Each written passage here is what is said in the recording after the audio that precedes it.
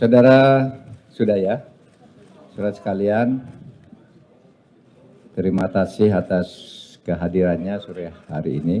Apa? Kurang keras? Udah kan? Cukup ya? Terima kasih atas kehadiran di kantor Kemenko Polhukam sore hari ini. Saya ingin menginformasikan bahwa baru saja jam 16.30 saya diterima oleh Presiden Republik Indonesia Bapak Joko Widodo dan saya menyampaikan permohonan berhenti sebagai Menko melalui sebuah surat yang isinya hanya 3 paragraf. Paragraf pertama, saya mengucapkan terima kasih Bapak Presiden telah mempercayai saya. Sejak 23 Oktober 2019 saya diangkat dengan penuh penghormatan beliau kepada saya dan penghormatan saya kepada beliau saat itu.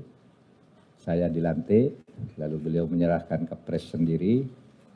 Sebelumnya memberi arahan secara pribadi dan selama 4 tahun lebih kami bekerja sama dengan baik. Itu ucapan terima kasih saya. Lalu yang kedua, oleh karena saya sekarang ikut kontestasi politik untuk melanjutkan estafeta kepemimpinan nasional yang harus terus berjalan, maka saya mohon berhenti.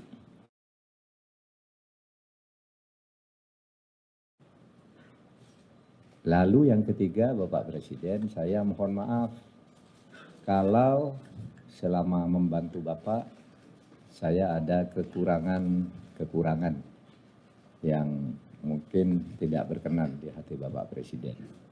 Jadi itu yang saya sampaikan. Jawaban Presiden, ya beliau juga waktu pertemuan tadi happy, beliau banyak bergurau, saya juga tersenyum, gembira, ya seperti teman lama lah. Beliau gembira, ya Pak Mahfud, saya ini terima surat ini dulu, katanya. Terus selama ini saya juga berterima kasih Pak Mahfud sudah membantu dan saya merasa terbantu itu. Kemudian saya juga minta maaf kalau ada saya keliru-keliru, jadi saling minta maaf itu budaya adiluhung Indonesia kan begitu, saling minta maaf, saling berterima kasih gitu.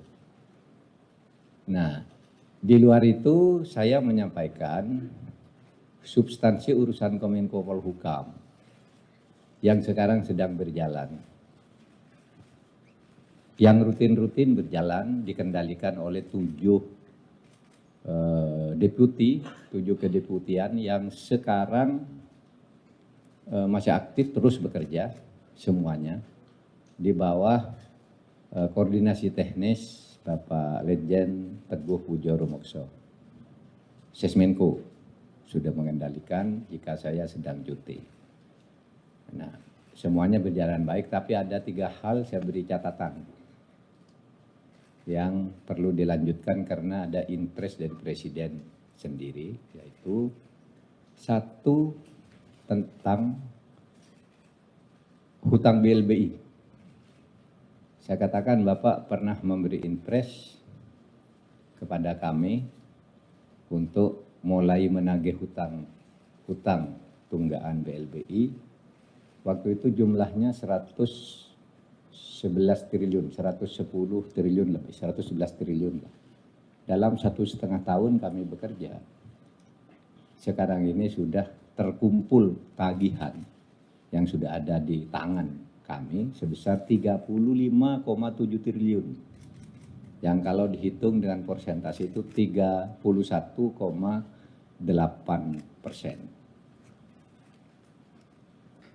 Saya katakan Pak Presiden ini tagihannya masih ada karena ada yang masih mengelak, ingin tidak membayar, ada yang mau menawar, ini jumlah hutangnya tidak sebegitu dan seterusnya. Saya katakan ini sudah kami tutup, yang sudah membayar, ini sudah selesai, yang sisanya tetap harus ditagih Bapak Presiden. Karena itu berdasar impres. Satu yang disampaikan tentang dana BLBI. Jadi dana BLBI itu harus kita tagih karena itu orang ngeplang itu terhadap uang negara. Kemudian berikutnya yang saya sampaikan tentang penyelesaian HAM berat di masa lalu yang memfokuskan pada sudut korban.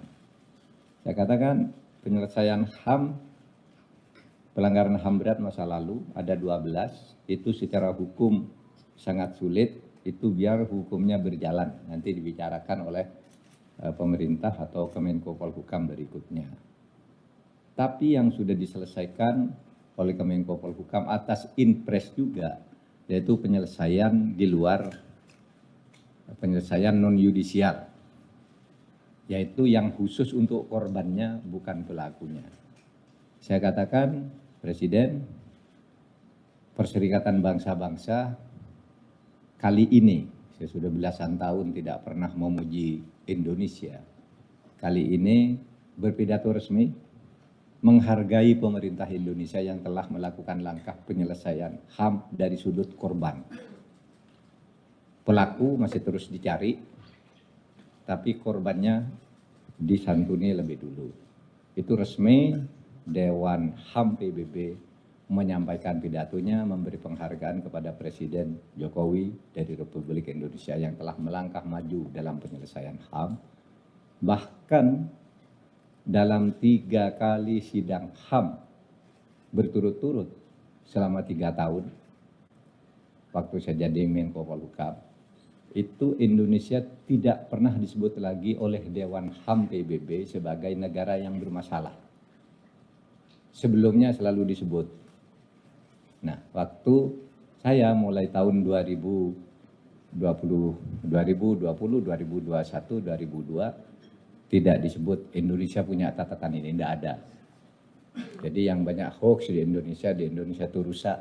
HAM, saya datang ke sini ke markas PBB, tidak ada catatan. 3 tahun terakhir. Dulu selalu disebut yang mengalami kemajuan negara ini, yang mengalami kemunduran negara ini, Indonesia selalu disebut di kemunduran. Sekarang sudah tidak disebut. Saya sampaikan itu sebagai laporan. Dari sudut internasional, kalau kita sendiri kan masih banyak diskusi lah, ini kurangnya biasa, tapi dunia internasional tidak ada, saya sudah datang ke PBB. Lalu yang ketiga yang saya sampaikan Bapak Presiden yang sekarang sedang berjalan adalah RUU Mahkamah Konstitusi yang atas inisiatif DPR mau direvisi lagi. Saya katakan kepada Bapak Presiden saya tidak setuju dan saya menghentikan pembahasan itu karena aturan peralihannya itu tidak adil bagi hakim yang ada sekarang. Sehingga saya katakan ya itu 3 hal, yang lain rutin jalan, tidak ada masalah. Nah itu saudara, pertemuan saya dengan Presiden tadi, dan saya mengucapkan terima kasih kepada saudara para jurnalis, terutama di Kemenko Polhukam ini yang sangat rajin datang ke sini dan sangat membantu saya. Sangat membantu. Gaya kerja saya itu justru pemukulnya saya selalu menggunakan wartawan. Karena mukul sendiri tidak bisa kalau ada orang nakal itu. Maka kalau ada orang nakal, pejabat nakal, sulit saya hadapi sendiri, berkoordinasi ke tanah macet, saya lempar ke wartawan, dilempar ke publik, semuanya lancar. Karena kalau macet tidak bisa saya atasi, saya lempar ke atas biar rakyat yang mengeroyok, lalu kembali ke saya, bisa saya selesaikan. Itu yang saya lakukan dalam banyak kasus, menyelesaikan masalah-masalah di tugas Kemenko Polhukam ini. Saudara tetap harus rajin-rajin datang ke sini. Saya belum tahu siapa nanti yang akan menjadi pengganti, tetapi penting bagi Kemenko Polhukam itu dekat dengan wartawan. seperti yang selama ini selalu saya lakukan. Sudah ya, cukup? Nggak ada lagi. Apa? Boleh ya manggil Pak Menko ya? Boleh, belum dipecat. Pak, izin saya Santi Dewi, Pak, ada 2 pertanyaan. Pak Menko, yang pertama, banyak yang mempertanyakan sebenarnya mengapa Pak Mahfud baru memutuskan untuk mengundurkan diri sekarang. Kalau dikatakan untuk ingin fokus dalam proses kandidasi sebagai calon wakil presiden, mengapa momentumnya tidak dipilih ketika resmi diumumkan sebagai cawapres Mas Ganjar oleh Bu Mega pada Oktober 2023? Lalu kemudian Pak, kalau Pak Menko bisa refleksi ke belakang selama 4,5 tahun memimpin kementerian ini, apa pencapaian atau momen yang sangat berkesan bagi Pak Menko selama menjadi Menko Polhukam dari sipil yang pertama dan terlama yang pernah dimiliki oleh Indonesia.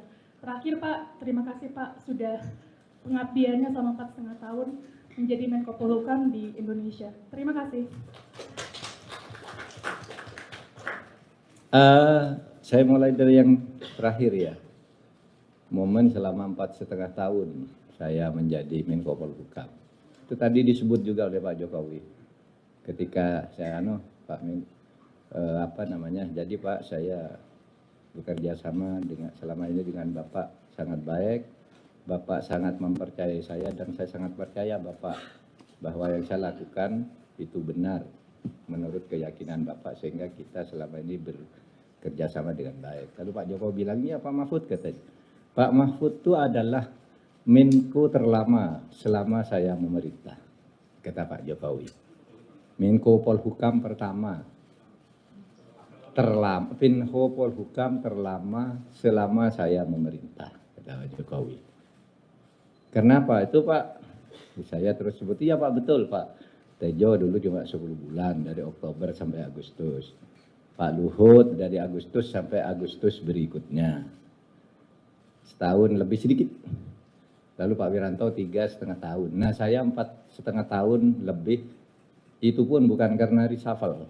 Saya minta berhenti karena ada agenda politik saya. Nah, jadi memang dulu kan waktu saya diangkat pertama itu oleh Pak Rocky Gerung, wah Mahfud tuh nggak akan bisa jadi Menko. Paling lama 8 bulan, saya jamin di reshuffle katanya. Kenapa? Karena Pak Mahfud tuh terlalu belak-belakan. Itu rahasia istana akan terbuka semua. Lewat 8 bulan saya lewat, 1 tahun lewat, 2 tahun lewat, 3 tahun lewat, 4 tahun lewat. Rocky lupa kalau dia pernah mengatakan itu. tapi jejak digitalnya masih ada. Nah, kemudian kenapa saya milih? Itu soal pilihan aja. Nanti kalau saya mundur di depan dulu, orang mengatakan, loh kok buru-buru sih, yang lain belum. Maka dulu memang kami bicarakan ketika pertama, saya harus mundur. Itu titik. Kenapa? Kan tidak mungkin saya gens kebijakan atau gens calon yang didukung Pak Jokowi, lalu saya masih terus, kan tidak bagus. Gitu. Sehingga saya harus mundur. Cuma kapan mundurnya? Ada pada waktu itu kesimpulannya tunggu dulu, nunggu momentum. Kapan momentumnya? Yang tepat itu sesudah pemungutan suara. Karena sesudah itu pemerintah akan berlangsung. Dan saya merasa tidak layak kalau terus di situ. Gitu. Kalau sesudah pemungutan suara itu kan masih lama. Jadi ini soal pilihan yang kalau dulu mundur dulu bisa ada orang kecewa, kan aturannya boleh, uang yang lain boleh. Kalau mundur sekarang bisa ada yang mempersoalkan, kok baru sekarang? Kalau terus juga pasti ada yang mempersoalkan. Itu biasa dalam politik karena kepala kita itu 270 juta kepala, boleh berpendapat berbeda-beda. Tapi saya sudah menyatakan saya memilih berhenti sekarang. Ini momentum yang harus saya ambil sekarang. Gitu? Cukup lah ya. Ya. Izin Pak, Gita dari tribunnews.com Pak, mau tanya 2 hal Pak. Yang pertama terkait dengan pengganti Bapak nanti gitu ya. Khususnya ini kan juga di masa pemilu gitu ya. Ada pesan-pesan khusus nggak Pak untuk pengganti Bapak Menko Polhukam yang baru nanti? Kemudian yang kedua adalah apakah sempat ditanyakan juga oleh Pak Presiden terkait pandangan Bapak soal mungkin sosok-sosok pengganti Bapak yang cocok ke depan gitu. Itu aja Pak, terima kasih atas kesempatannya dan terima kasih atas pengabdiannya Pak. Saudara, karena saya belum tahu siapa yang akan menggantikan, jadi saya juga tidak menyiapkan pesan untuk Menko Polhukam. Silakan aja setiap menteri itu menurut saya nanti akan dibekali sendiri oleh Presiden. Karena waktu saya dulu jadi Menko juga dibekali, ketika saya jadi PLT Menpan RB selama 2 bulan juga dibekali, ketika jadi PLT Menko saya juga dibekali. Biar Presiden yang membekali itu semua, kecuali nanti menteri barunya tanya kepada saya tentu akan terbuka dengan senang hati, maksud saya. Tapi kalau siapa-siapa nama yang cocok untuk menggantikan itu sama sekali saya hindari untuk bicara itu. Karena itu sepenuhnya hak prerogatif Presiden. Hak prerogatif itu menyangkut profesionalisme dan menyangkut konstelasi politik yang diinginkan oleh Presiden juga. Jadi saya tidak akan ikut campur. Besok pun ditanya, seumpama saya bilang tidak tahu siapa yang cocok. Gitu? Cukup ya? Dian? Hah? Nggak ada yang nggak bisa dilaksanakan. Kan relatif semua. Semua berjalan. Ada yang sedang berjalan, ada yang sudah selesai gitu. Saya happy-happy aja tuh 4 tahun. Nggak ada yang, wah saya gagal di sini, gagal di sini. Nggak. Pak, saya Dian dari Harian Kompas. Izin Pak, ada 2 pertanyaan. Yang pertama, apakah tadi Bapak juga sempat menyampaikan terkait pemilu Pak? Karena banyak yang menilai bahwa pemilu yang saat ini sangat tidak netral gitu ya. Dan keberadaan Bapak sebenarnya juga banyak diharapkan oleh sebagian pihak untuk menjaga netralitas tersebut. Kemudian yang kedua, terkait mundurnya Bapak ini banyak juga yang menilai bahwa ini adalah contoh yang baik untuk menghindari konflik kepentingan Pak. Apa yang Bapak harapkan dari kandidat lain yang mungkin masih juga ada konflik kepentingan? Terima kasih Pak. Saya tidak punya harapan tentang kandidat lain. Saya menghadap Presiden dan minta mundur itu karena etika saya. Tidak terkait dengan etika menteri-menteri lain. Etika saya itu, saya dulu diangkat dengan penuh penghormatan oleh Presiden. Ini tugas Pak Mahfud, ini lalu ini kepresnya. Tugasnya ini. Dan saya selama 4,5 tahun lah bekerja baik dengan beliau. Maka saya punya etika, ketika saya akan berhenti, saya tidak akan mengumumkan ke publik sebelum saya bicara ke Presiden. Maka sejak tanggal 23 itu pun, saya katakan, saya akan menunggu momentum. Momentumnya apa? Ya saya menghadap Presiden dulu, karena etika saya dulu diangkat dengan hormat, harus pamit juga dengan hormat. Agar tidak tinggal gelanggang, colong pelayu. Begitu aja. Soal etika menteri lain, saya enggak nyinggung dan itu bukan urusan saya. Ini etika saya kepada Presiden. Bukan etika saya kepada menteri lain. Itu aja ya. Titik. Download Tribun X sekarang. Menghadirkan lokal menjadi Indonesia.